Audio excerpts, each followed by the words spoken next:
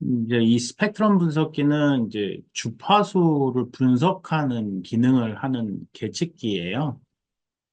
예, 그래서 이제 임피던스 관련된 거는 볼 수가 없어요. 기본적으로. 주파수 관련된 거를 볼 수 있는 장비입니다. 예, 그래서 오늘 이야기 드리는 게 가장 기초적인 내용들만 좀 표현을 하고, 예, 그 다음에, 이게 실질적으로 조작하는 거는 해봐야지 알 수 있는 거죠. 근데 이제 왜 이걸 세미나를 좀 하냐면요. 가볍게라도 좀 전체적인 계측기 시스템에 대해서 이해를 하면 좀 다루기가 수월해지니까 그런 차원에서 제가 설명을 드리는 거고. 그 다음에 주파수의 그 EMI, EMC 쪽에서도 사용을 해야 되고 무선 쪽에서도 사용을 해야 된다라고 보시면 되겠습니다. 그래서 이제 간단하게 보면은요, 스펙트럼 분석기의 동작 이론을 좀 살펴보고요. 구조는 어떻게 되어 있는지, 이렇게. 그 다음에 뭐 시그널 제너레이터는 항상 같이 오거든요. 스펙트럼 분석기하고 제너레이터하고 같이 들어오기 때문에 이렇게 이제 구성이 된다라고 보시면 되겠고요. 그래서 이제 그 신호 발생을 시키는 거는 이제 신호 발생해서 이제 펑션 제너레이터하고 시그널 제너레이터가 존재를 하죠. 그래서 저주파 이제 이 펑션 제너레이터 같은 경우는 이제 100메가 정도 이하예요. 네. 그래서 정연파, 사인파, 삼각파, 톱니파, 펄스파 등을 생성을 해낼 수 있다라고 보시면 되겠고요. 신호 발생기는 고주파, 다양한 신호원이라고 표현이 되어 있는데, 뭐 AM파, 변조파죠. 변조파들, 그 다음에 뭐 CDMA 같은 그 베이스밴드 신호들을 생성을 해낼 수 있다라고 보시면 되겠고요.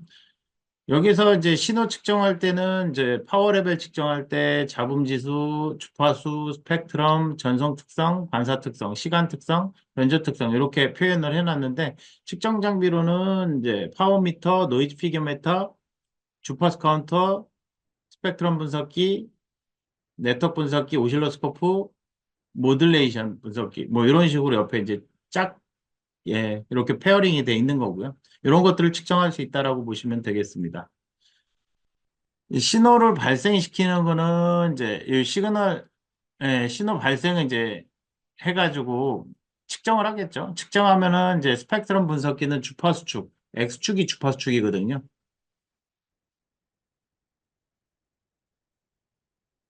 X축이 주파수축. 그 다음에 그 주파수축으로 신호의 크기를 표시한다라고 되어 있고, 신호의 스펙트럼 분석의 사용. 그 다음에 벡터 시그널 어널라이저는 이제 크기와 이상을 측정을 할 수 있다라는 거. 그래서 변조된 신호들을 조금 잘 볼 수 있다라는 거를 하나 말씀을 드리고요. 요 EVM이라든지, EVM은 에러 벡터 매그니튜드, 와이파이에서 측정하는 파라미터예요. 성능 지표, 이런 것들. 그 다음에 파워 스펙트럴 덴시티, 플랫니스 이런 것들을 좀 측정을 할 수 있다라고 보시면 되겠습니다. 그 다음에 이제 시그널 제너레이터에서는 이제 요 정연파 신호가 이렇게 단일파 신호로 이제 보여지게 되는데요. 요 오실로스코프에서의 신호는 이렇게 정연파, 이제 스펙트럼 분석기에서의 신호는 이렇게 그 단일파라고 표현을 해요. 주파수가 표시되고 앰플리튜드가 표시가 된다라고 보시면 되겠고요. 그 다음에 소스 타입은 CW, 수입 신호, 변조 신호 이렇게 구성이 돼 있다.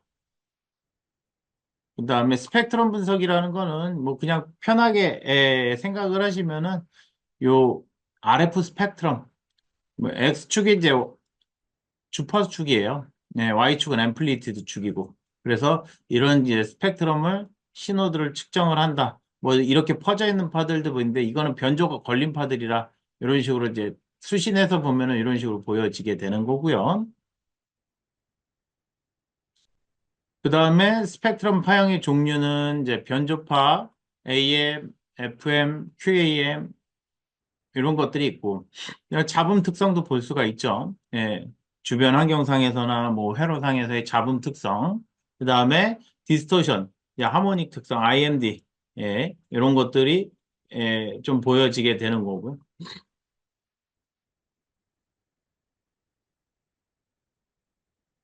그래서 이제 그 파형의 종류들은 이렇게 다양하다라는 거 말씀을 좀 드립니다.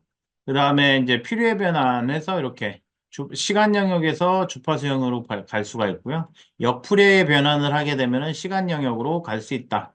오실로스코프 변환 방법은 스펙트럼 분석기 이렇게 구성이 되어 있다라는 거 말씀을 좀 드리고요.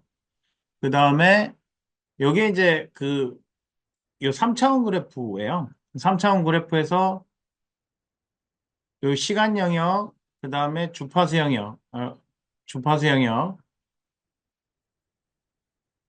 주파수 영역, 그 다음에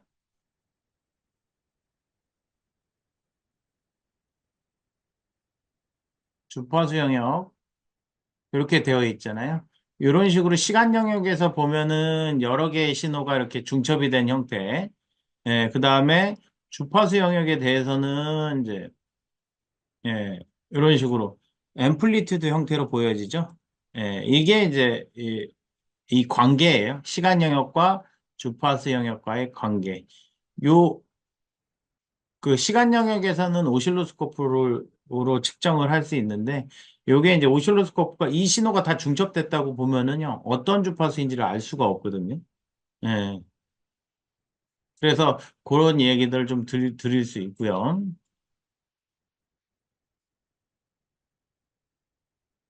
어, 여기 보시면은 이제 주파수, 진동수 주파수, 예, 주파수가 낮다, 주파수가 높다 이렇게 이야기를 할 수 있어요.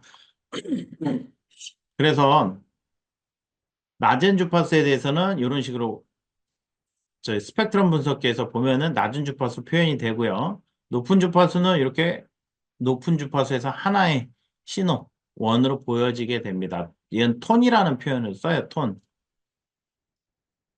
그 다음에 이렇게 이제 자글자글하죠, 예, 신호가. 그러면 요거에 혼합돼서 이런 식으로 표현이 돼요. 예, 일정한 크기의 신호가 보여지는 거죠. 물론 이제 일정하지 않을 수도 있겠지만 요 두 개의 신호를 분리를 해서 볼 수 있다라는 거 하나 더 말씀을 드리고요. 그 다음에 요 펀더멘탈 신호하고 하모닉 신호 이렇게 모여 있는데 요건 이제 하모닉 디스토션이라고 표현을 해서 예, 이렇게 표현이 됩니다. 그래서 세컨 하모닉 이거를 이제 분리를 해본 거고 그 다음에 하모닉 디스토션이 같이 있는 형태의 신호원이라고 보시면 되겠습니다. 이 하모닉이란 표현은 체배라고 하는데요. 예를 들면 1기가의 신호는요. 1기가라고 하면은 예, 요게 이제 이제 세컨 하모닉 2기가이고요. 서드 하모닉 3기가예요. 3기가. 예, 이렇게 곱하면 돼요. 예, 2채배, 3채배 이렇게 곱해주면 됩니다. 그 다음에 요 신호를 이제 여기서는 이렇게 펀더멘탈 신호, 세컨 하모닉 신호 이렇게 이제 달리 보이는데요. 그래도 이렇게 안에서는 이 타임 도메인에서는 이렇게 같이 보여서 잘 보이지가 않아요. 그래서 요거를 나눠 볼 수 있는 거죠. 펀더멘탈하고 세컨 하모닉이 돼 있는데 요걸 주파수 분석해서 보면은 이렇게 나뉘어서 볼 수 있다. 예. 근데 세컨 하모닉은 어쨌든 간에 이제 노이즈성이죠. 예, 노이즈성이기 때문에 없애주는 게 좋겠죠. 근데 이제 이렇게 보면은 이런 식으로 로우 패스 필터를 써서 펀더멘탈만 가지고 우리가 확인을 해보면 된다라고 보시면 되겠습니다. 자, 시간 측정 영역하고 시간 영역하고 주파수 영역의 측정이라고 표현을 했는데, 요게 이제 AM 신호, 오실로스코프에서 보는 굉장히 오래된, 올드한 이제 오실로스코프기는 한데요. 예, 오실로스코프의 AM 편조파를 우리 스펙트럼 분석기에서 측정을 했더니 이와 같이 파가 보여지더라. 라는 거. 그래서 주파수가, 지금 보이는 거죠. 예, 주파수가 달리 보이는데 지금 앰플리튜드가 어때요? 예, 달리 보이는 거죠. 그래서 이런 형태로 보여지게 된다라는 거. 이 FM파이거든요. FM파는 이제 주파수를 계속 가변을 해주는 거죠. 가변을 해주면은 이와 같이 오실로스코프에서 보여지는데 요거를 그 스펙트럼 분석기에서 보면은 이런 파로 보여진다라는 거. 예, 이런 식으로 자글자글한 파로 보여지게 된다라는 사실 하나 또 말씀을 드리고요. 그 다음에 오실로스코프를 이용한 펄스 신호 측정이라고 표현이 되어 있잖아요. 펄스 신호 측정. 그래서 이런 식으로 측정이 되어 있는 거를, 이제 오실로스코프에서 측정된 거를 스펙트럼 분석기를 이용을 해서 측정을 해보면 여러 개의 신호여가지고 신호가 퍼져요. 예, 이런 식으로 된다. 라는 거. 한번 측정해보면 참 좋기는 한데요. 뭐 상황이 되실지는 모르겠지만. 그 다음에 뭐 스펙트럼 분석기의 사전적 정의라고 표현을 했는데요. 예, 주파수와 레벨의 신호 주파수, 이제 신호의 주파수 스펙트럼 표현하고 평가하기 위한 측정기기, 그냥 주파수 분석을 하기 위한 측정기기, 계측기라고 생각을 하시면 되겠습니다. 그래서 이제 뭐 최근에는 뭐 벤치탑 형태, 벤치탑 형태, 핸드헬드 타입, 뭐 리얼타임, 실시간으로 대역폭을 잡아두니까 빠르게 잡는 거거든요. 그래서 순간적으로 수입이 빨라요. 그러다 보니까 원하는 신호들이 순간 나타났다 없어지는 신호들이 있잖아요. 그런 것들까지 잘 잡아내는 거죠. 리얼타임 밴드위스를 가지고 있으면. 네. 그리고 옆에 있는 거는 이제 스펙트럼 분석기의 그 블록 다이어그램이에요. 그래서 감색이, 혼합기, 뭐죠 이게? 가변증폭기, 필터, 로고 앰프, 필터, ADC 뭐 거쳐가지고 프로세스 해가지고 표시가 되어 있어요. 그 다음에 스펙트럼 분석기 용도는 이와 같이 되는데 그 신호의 주파수를 측정을 하고 레벨, 대역폭을 측정을 한다. 라고 보시면 되겠고요. 그 다음에 잡음 전력이나 신호 SMB도 측정을 해볼 수 있어요. 그 다음에 왜곡 변조, 그러니까 상호 변조. 상호 변조는 그 외부 어떤 신호들이 믹싱이 돼갖고 나타나는 현상. 예, 영어로는 지금 기억이 안 나네요. IMD라고 할 거예요, 아마. 인터모듈레이션 디스토션. 그 다음에 스프리어스 측정을 한다. 그 다음에 변조도도 측정을 할 수 있고, 여기 이제 스프리어스 에미션을 측정하는 게 있어요. 이 용어들은, 그 저희 교육 사이트 RF 쪽에 많이 보면은 이제 나오기는 해요. 용어들을 여기서 설명하기는 좀 쉽지는 않은데, 시간상. 이런 게 있다 정도. 그냥 직관적으로 느끼셔도 됩니다. 노이즈라고 생각을 하시고, 그 다음에 송수신기, 증폭기, 증폭도 측정, 필터 대역폭, 이렇게 측정을 한다라는 거 말씀을 좀 드리고요. 스펙트럼 분석기의 원리 및 방식 해갖고, 이제 세 가지 형태로 나타나게 되는데요. 예, 뭐, 이렇게 사용을 한다라는 거, 필터 방식이, 액티브 필터를 써갖고, 주파수의 변화되는 신호를 검출을 해내는 거죠. 검출을. 그 다음에, 병렬로 이제 실시간 분석을 해가지고 측정을 해내는 방식. 그 다음에 예전에 이제 고전적으로 쓰던 헤테로바잉 방식을 이용을 해서 우리가 주파수 분석을 한다. 라고 보시면 되겠고요. 그 다음에 일반적인 구조는 이제 이와 같이 되는데 감색이, 믹서, 이득, 필터, 로그앰프 이렇게 거치게 되는데요. 그 슈퍼 헤테로다잉 구조는 어차피 신호는 이렇게 들어올 거고요. 여기 로컬 신호. 그러니까 RF 신호하고 RF 신호,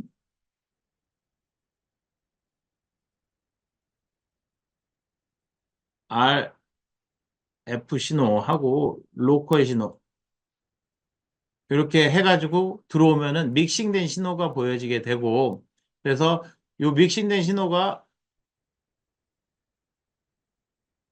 이렇게 중간 주파수를 내준다고 해서 IF라고 표현을 해요. 그렇게 보시면 되겠고요. 그 다음에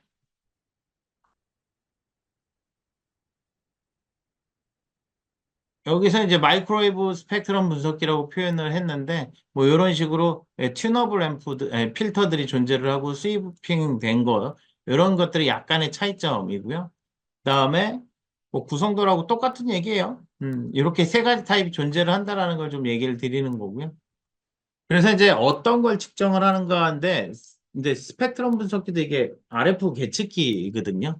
그래서 이제 주파수 범위, 정확도, 분해는 감도, 왜곡도, 다이나믹 레인지, 그다음에 스팬, 예, 어떤 수평축의 주파수 조정해서 측정하는 예, 이렇게 규격들을 우리가 볼 수가 있습니다. 그래서 요게 어떻게 보면 스펙트럼 분석기 사양이에요. 예, 사양이라고 보시면 되겠고요. 그 다음에 주파수 범위는 이와 같이 이제 나타나게 되는데요. 요게 이제 애매하죠. 내가 뭐 주파수를 모르면 전대역을 이렇게 풀러놓고 측정을 한 다음에 마킹해서 그 부분을 센터로, 그 센터로 끌어오는 펑션들이 있거든요. 뭐 그렇게 해서 측정을 하게 됩니다. 그다음에 뭐 실제 측정하려는 주파수가 저주파 대역이 아니다 하더라도 하모닉 성분까지 고려하면은 메인 주파수의 10배를 해야 된다라고 얘기를 하는데 그러면 1기가면요. 10기가까지 측정을 해봐야 된다라는 거죠. 10지. 근데 주파수 올라가면요, 20G. 그러면 10배면 200기가네? 이렇게 측정은 안 해요. 예. 그래서 10기가 이상 되면은 아마 한 2배? 예, 2배 정도만 예, 보시면 돼요. 그래서 2배 정도 해가지고 측정을 해본다라고 보시면 되는데요. 그 다음에 이제 정확도라고 하면 주파수 및 진폭에서 표현을 해서 절대 진폭 단위, 그 다음에 이렇게 상대 진폭 단위, 요 차이를 레벨로 표현을 하게 된 거고요. 그 다음에 분해능은 레졸루션이라고 표현을 하는데 그 디스플레이가 있고 IF 대역폭 그 IF 대역폭이 필요한 데가 여기가 되겠네요. 그래서 여기에서 그 신호의 대역폭을 너무 줄여버리게 되면은 왜곡이 좀 보여지게 되는 왜곡처럼 보여지는 하나 이게 왜곡이 아니라 가지고 이 두 개의 신호가 들어온다라는 거죠. 즉 신호의 대역폭이 좁아지면은 분해능이 좋아지는 거죠. 두 개의 신호를 잘 분리해서 볼 수 있기 때문에 그렇습니다. 분해능은 이제 이렇게 100km, 10km, 1km 이렇게 되고요. 그래서 이제 레졸루션 밴드위스가 이와 같이 세 가지 형태로 되어 있다라고 보시면 되겠고요. 그 다음에 감도는 예, 그 잘 보이는 정도죠. 어떻게 보면. 이렇게 이 부분. 음, 신호 레벨이 보여지는데 실제 이게 신호인지 아닌지 모르죠. 그래서 요 RBW라는 거를 조정을 해요. 레졸루션 밴드위스하고 비디오 밴드위스라는 걸 조절을 해서 요 신호 부분, 요 신호 부분을 조금 더 선명하게 보이게 한다라고 보시면 되겠네요. 네, 선명하게 보이게 한다. 그 다음에 이제 이 안에 계측기 내부에서도요. 이 믹서 이제 입력 신호 있고 믹서 발생한 왜곡이 존재하고 주파수 변환된 신호가 존재를 해요. 변환 신호. 그래서 결과 신호를 만들어내게 되는데 이 믹서에서 발생한 신호 왜곡이 다 출력이 된다. 뭐 이게 조금 적은 게 당연히 좋은 계측기가 되겠죠. 그래서 얼마나 왜곡을 시키느냐, 신호를. 그게 굉장히 주 관건이고요. 그 다음에 왜곡도에서 가장 큰 영향을 미치는 왜곡은 2차와 3차 주파수이며, 이와 같이 표현이 되어 있고요. 네. 그 다음에 이게 왜곡도예요. 그러니까 고주파 왜곡인데 세컨 하모닉, 서드 하모닉인데요. 요 신호 이렇게 크고 그다음에 작고 하잖아요. 그래서 이와 같이 이제 나타나게 되는데 이 차이 값을 우리는 고주파 왜곡이라는 표현을 쓰고 하모닉 서프레이션이라는 표현도 쓰기는 합니다.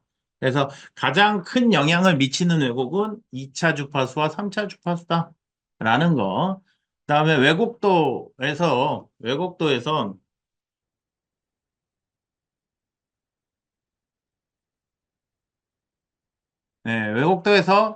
뭐 이런 게 있다 정도만 보시면 되겠네요. 이건 좀 복잡하셔가지고 이해가 좀 쉽지는 않은데 하여튼 요것만 기억하시면 돼요. 지금은 고주파 왜곡.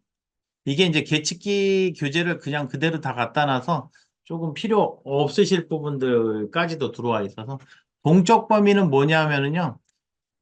큰 신호, 가장 큰 신호를 측정할 수 있는 범위 하나하고 작은 신호를 측정할 수 있는 범위. 요게 동적 범위예요. 예. 그래서 동적 범위라고 보시면 되겠고요.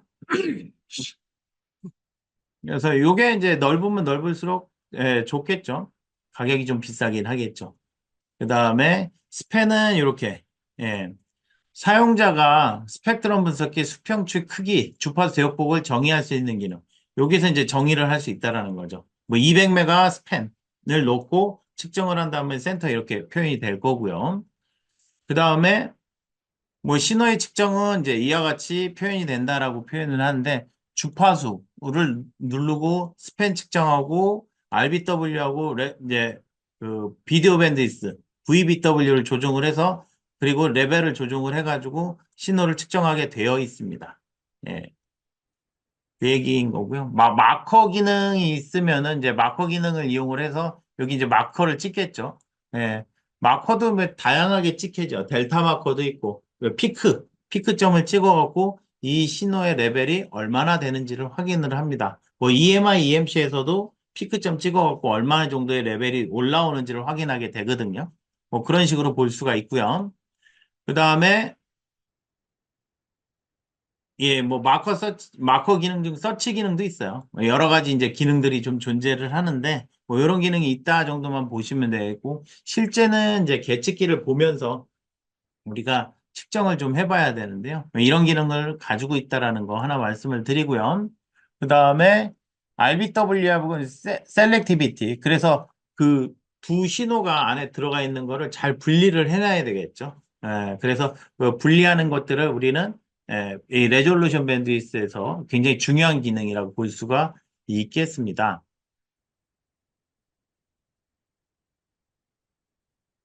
네. 그래서 VBW 10kHz, 그 다음에 VBW 10Hz 차이가 어떤 차이가 있죠? 이 자글자글한 기운들이 자글자글한 게 적죠. 이 부분도 마찬가지로 적죠. 그래서 그 얘기 하나 드리고요. 그래서 지금 10Hz로 하니까 어떻게 돼요? 깔끔하죠? 상당히. 그렇게 보실 수 있겠고요. 그 다음에 RBW 40, 50, 60, 70. 그러니까 이제 RBW가 아니라 어테뉴에이션을 놨을 때요. 그래서 그 어테뉴에이터가 뭐냐면 감색인데 이 스펙트럼 분석기도 그 큰 레벨이 들어오면은 망가질 수 있기 때문에 그 망가지는 그 장비로부터 보호하기 위해서 그 있고요. 그래서 저거를 얼마나 낮추느냐에 따라서 이 레벨들이 올라가고 있죠. 이제 70으로 해놓으니까 위로 상당히 많이 올라가죠. 그래서 여기서 이제 마킹이 되는 거 읽어주시면 되는 거고요.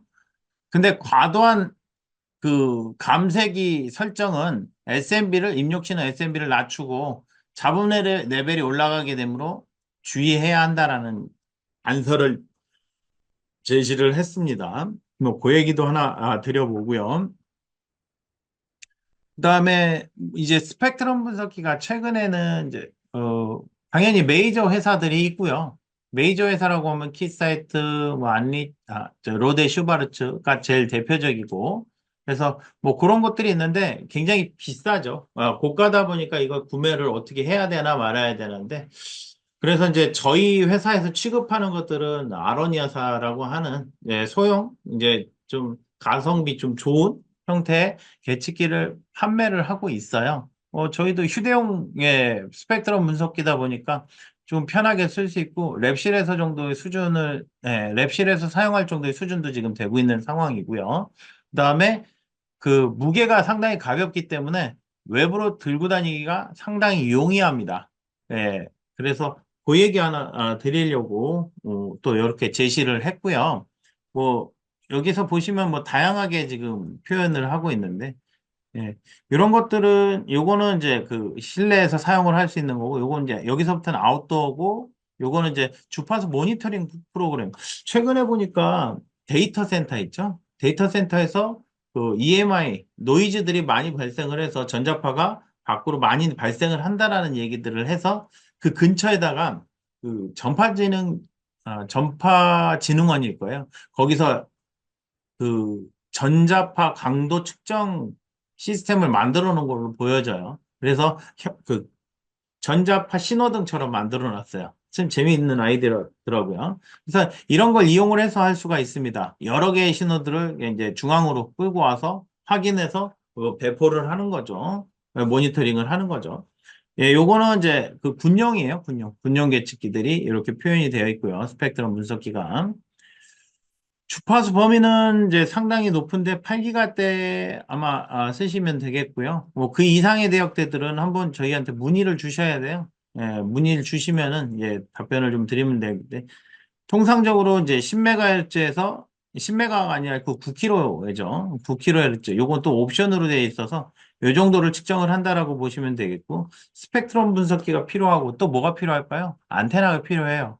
그 다음에 그 케이블 액세서리들이 필요하고요. 그래서 그게 조합이 돼가지고 이제 스펙트럼 분석기, 모니터링 시스템 혹은 EMI 계측 시스템 이렇게 되는 거죠. PC형 프로그램도 당연히 제공이 되고요. 그 다음에 라인업은 이렇게 다양한데 8기가, 18기가, 6기가, 63기가, 그 다음에 110기가 이렇게 구성이 되어 있어요. 물론 이제 요게 좀 복잡한데요. 요 위에서부터는 주파수가 해당되는 주파수 좀 많이 상용으로 쓰는 대역들만 써요. 예를 들면 24기가를 쓴다고 하면 20기가에서부터 40기가짜리의 스펙트럼 분석기가 판매가 되고 있는 거고요. 그 다음에 60기가를 쓴다고 하면 6, 59기가에서부터 뭐 60기가 사이, 뭐 70기가 사이 이런 식으로 계측기가 되어 있어요. 조금 그렇게 보면은 하다 보면은 가격이 싸지거든요. 왜냐하면 내가 쓰는 대역은 전 대역이 아니거든요. 그래서 이제 그렇게 조금 나눠 놓은 거예요. 예, 밀리미터 바 쪽에서는요. 그렇게 해야지 가격을 낮출 수 있기 때문에 뭐 수억 깨져요. 예, 수억 들어요, 수억. 장비 가격이. 그 이야기 하나 드리고요. 그 다음에 특수형 스펙트럼 분석기 해가지고 이제 이야기 되는 게 이렇게 그 군용, 군용이고 요거는 아웃도어에서 이제 매달아 놓고 쓰는 거죠. 예, 그래서 이런 식으로 쓸 수가 있다라고 보시면 되겠고요. 그 다음에 뭐 EMI, 이제 EMI, EMC를 측정할 수 있는 계측기가 있고, 그 다음에 사이트 서베이라고 하죠. 그 근처에 주파수 분포가 어떻게 되는지, 주파수 상황이 어떻게 되는지를 알 수 있게 해주는 예, 장치, 이 정도로 보시면 되겠네요. 그래서 이와 같이 저런 이제 좀 다양한 형태의 스펙트럼 분석기와 그 다음에 스펙트럼 분석기를 이용한 시스템, 셋을 이야기를 드렸습니다.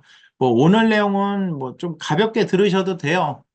기본적으로 그 제가 얘기하고 싶은 거는 이제 스펙트럼 분석기 기초 활용이거든요. 이 스펙트럼 분석기가 무엇을 측정하는가? 주파수를 측정한다. 그리고 어떻게 활용이 되는가? EMI, EMC에도 활용이 되고, 그 다음에, 무선 회로에서의 주파수 특성을 분석을 해낼 수 있다. 이 정도만 기억하셔도 무방합니다. 음. 오늘은 좀 빨리 끝났는데요. 질문사항, 써놓으신 게 있어서 한번 좀 볼게요. 그리고 궁금하신 거 있으시면 질문하셔도 돼요.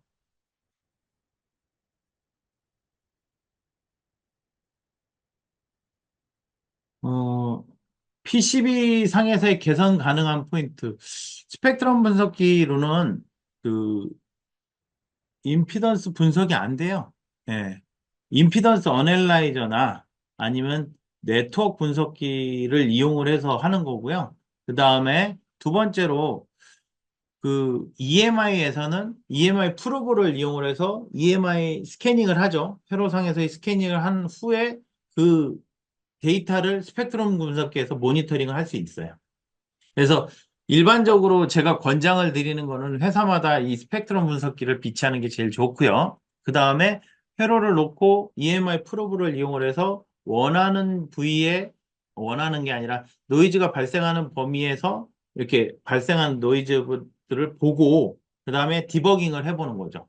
여러분들께서. 뭐 그렇게 되시면은 합리적인 쓰임새가 되고요. 네, 그렇게 보시면 되겠고요. 그 다음에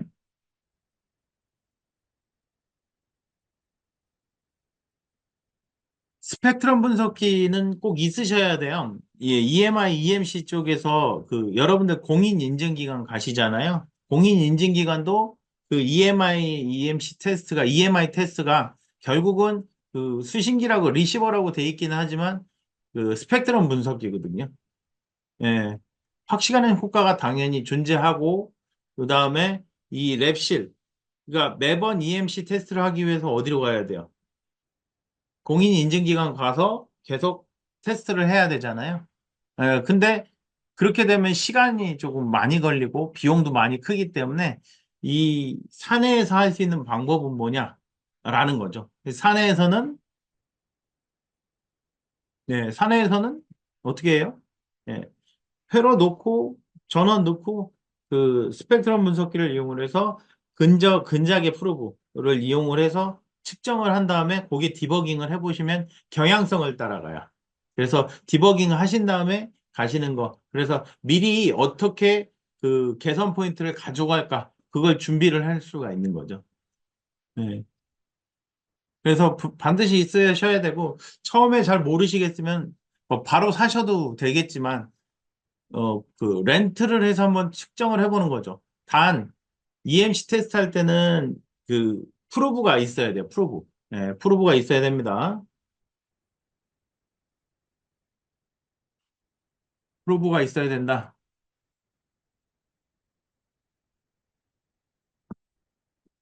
그렇게 보시면 되겠고, 뭐, 지금 아날라이저 사용법은 말씀을 드린 건데, 기초만 보시면 되겠고, 원래는 이제 계측 실험을 해봐야, 실습을 해봐야 되는데요.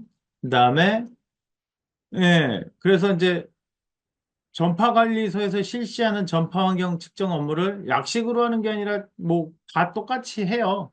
그 전파 스펙트럼 분석 예, 모니터링 시스템을 가지고 있으면 그거 가지고 측정을 할 수 있고요. 네. 그래서 그 일반적으로 뭐 옴니한 거를 쓰든 아니면 특정 방향으로 해서 어 그 방향성 안테나를 쓰든 둘 중에 하나를 할 거거든요. 뭐 그렇게 보시면 되겠고 그다음에 스펙트럼 분석기 사용 방법하고 방금 얘기했고 체크 판정 방법은 당연히 레벨 이 아로니아 사건은 그 레벨 이렇게 나오는 규제치들이 정리가 되어 있어요. 그래서 그 정리된 형태라고 하면은 이런 식으로 되어 있다는 얘기죠. 이런 식으로 주파수 앰플리튜드 되어 있고 요 규제치 그리고 이제 요게 이제 자글자글한 노이즈 레벨이 있고 이게 튀는 것들이 보이면은 개선을 시켜주면 되거든요. 그렇게 보시면 되겠고 그다음에 뭐 이론은 얘기 드렸고요. 임피던스 매칭은 이걸로는 되지는 않습니다. 임피던스 매칭은 네트워크 분석기로 해야 되고요. 예. 뭐 임피던스 매칭 잘 모르시면은 나중에 한번 저희 쪽으로 문의를 주세요. 예. 그다음에 그 스펙트럼 어널라이즈로 임의의 도선의 임피던스를 측정할 수 없습니다. 예, 주파수만 분석을 하기 때문에 그래요. 그다음에 그 EMC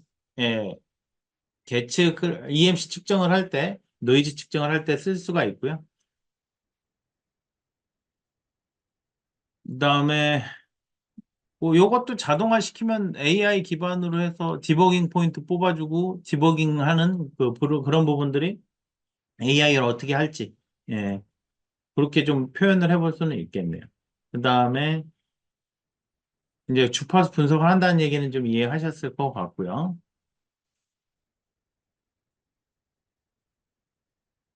물리적 원리는 말씀드렸지만 이제 이렇게 표현을 했어요. 그러니까 저 어차피 수신기예요, 수신기. 예, 수신기니까 수신해가지고 그 수신된 주파수를 디스플레이 해준다라고 보시면 되겠습니다. 그렇게 보시면 되겠고요. 그 다음에, 네, 여기까지가 얘기가 됐어요. 뭐 궁금하신 거 있으시면은 말씀해 주시면 되겠습니다. 오늘은 조금 재미있으셨나요? 가볍게 좀 얘기를 하려고 스펙트럼 분석기를 얘기를 드렸고요. 주파수 분석기 도구다, EMI, EMC, 그다음에 사이트, 전파 모니터링, 그다음에 RF 회로 분석을 할 때 쓸 수 있고, 기타 주파수 관련된 예, 측정을 해볼 수 있다라는 거 말씀을 좀 드립니다. 또 뭐가 있을까요? 그 정도 하고, 이제 여기 있는 내용들은 이 이론에 관련된 내용들이니까 간략하게만 좀 이해를 하셔도 되고요. 궁금하신 사항 있으시면 말씀해 주세요.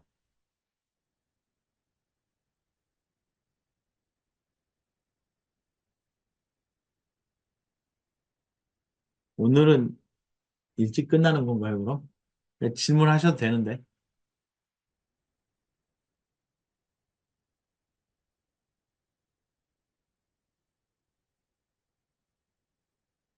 네.